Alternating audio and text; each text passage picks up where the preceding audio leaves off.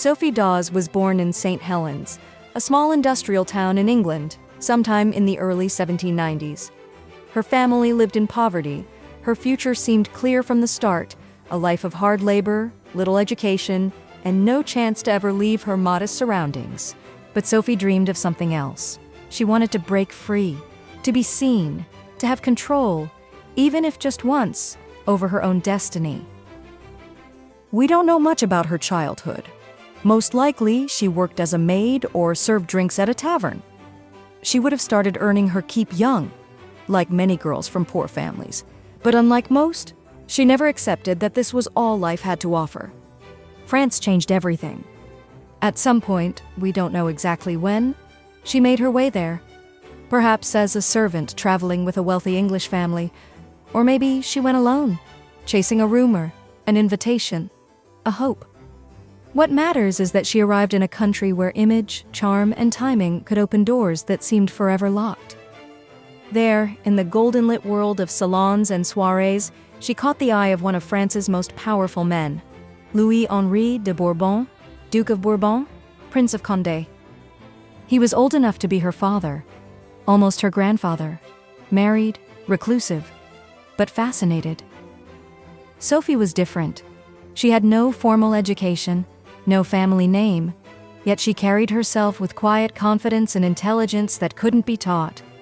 She didn't try to impress, and that in itself was impressive. Soon she was seen constantly at the Duke's side. Whispers followed her through hallways. Who is she? An English girl? No title, no name? Why is she here? To calm the rumors, the Duke claimed she was his adopted daughter. A laughable excuse. No one bought it, but no one dared press further. Sophie, meanwhile, was learning fast. She knew she wasn't just being watched, she was being tested, and she passed every test.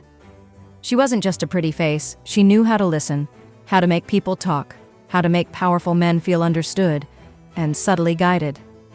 The Duke gave her gifts, lavish gifts, gowns, diamonds, entire estates. But Sophie didn't waste them. She reinvested into relationships, alliances, a growing web of influence. Soon, her presence at court was accepted, even expected.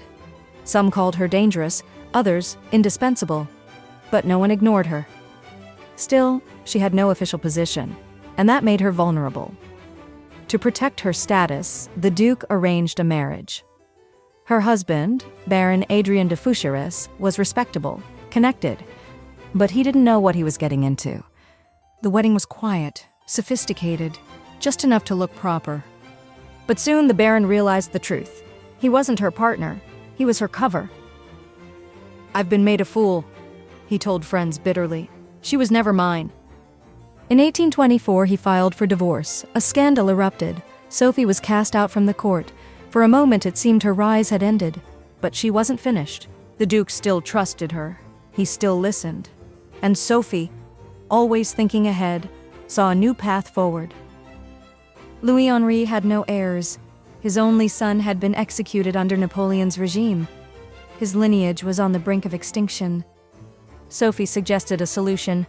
"Leave your estate to the Duke of Aumale," she said. "He's young, a godson. He'll honor your name."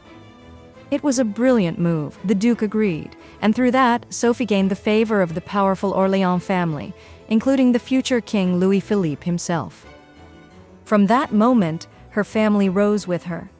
Her relatives made advantageous marriages. Some were given titles.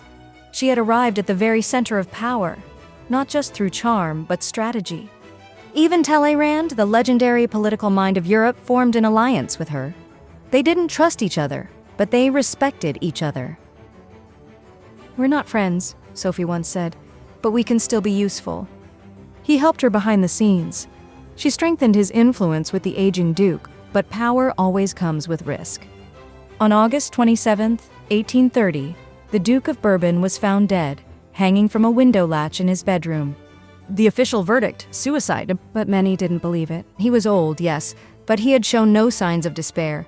There were rumors, quiet but persistent, of strangulation, of a staged scene, and behind every whisper was one name: Sophie Dawes. She had everything to gain, people said. She knew how to make things happen, or disappear. An investigation followed, but it went nowhere. The new king, Louis Philippe, didn't want a scandal tied to his inner circle. The case was closed. Quietly, but public opinion didn't forget. Sophie was never officially accused, but she was never forgiven either. She spent her final years in London, still wealthy, still calculating, but surrounded by suspicion, watching over her shoulder, trusting no one. She fought hard to protect the fortune left to her, and in the end, she kept most of it, passing it on to her niece. Sophie Dawes died in 1840, around the age of 50. She left behind no romantic legacy, no loving memoir, just power, wealth, and a reputation that divided everyone who knew her name. She wasn't a noble woman, she wasn't a heroine, she was something else entirely. A survivor, a strategist, a woman who rose from nothing and never looked back.